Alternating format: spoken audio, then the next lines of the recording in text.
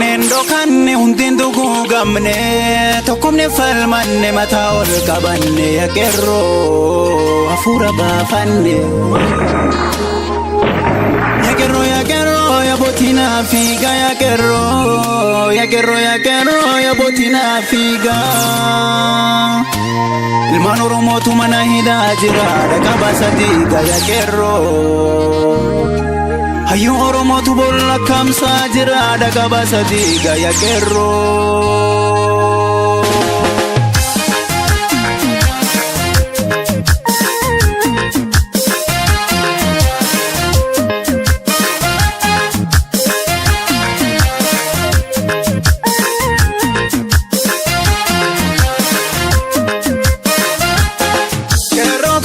jajjabe dira wan sodane tabiyan godane lubusan jalanne sabasan jibbine kero kan ko jajjabe dira wan sodane tabiyan godane mirga safal mata dinan jilbifanne keron silalen jaka gachana waliti ishakin ingadin taditeni bariti Nishakin ingadin kaditeni bariti Keron sila keran sadina finkabamu Mirga sabab falmata hubatunamu Du'ebba damale darasin hayyamu Keron kan ko jajjabe dira wan sodane tabiyan godane lubusan jalanne sabasan jibbine Kero kan ko jajjabe dira wan sodane tabiyan godane mirga safal mata dinan jilbifanne keron silalen jaka gachana waliti ishakin ingadin kaditeni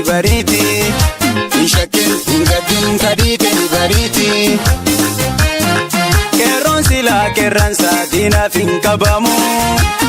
Mirga sabab falmata hubatunamu Du'ebba damale darasin hayyamu Sinhayyamu boranni Sinhayyamu gujin Sinhayyamu balen Sinhayyamu arsin Sinhayyamu shawan Sinhayyamu wallon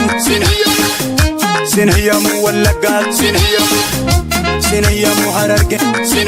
Sinhayyamu jimman Sinhayyamu idun Sinhayyamu follen Sinhayyamu kerron Sinhayyamu oromon Sinhayyamu oromon Sinhayyamu oromon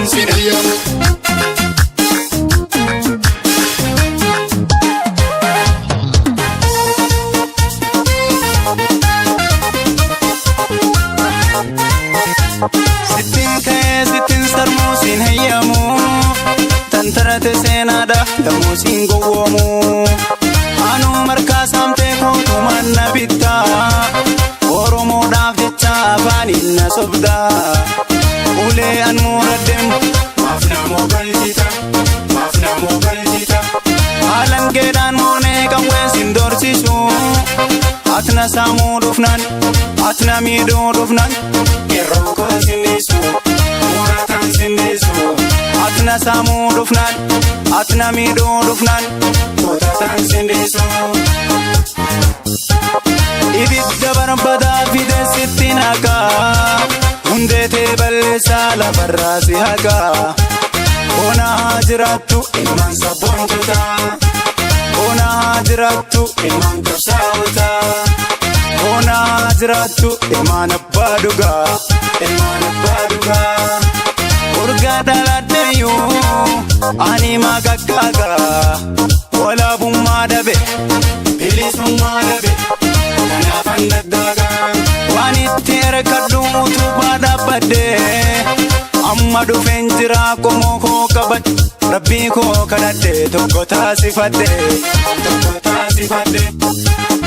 arren silan kuftu wanan duran kabane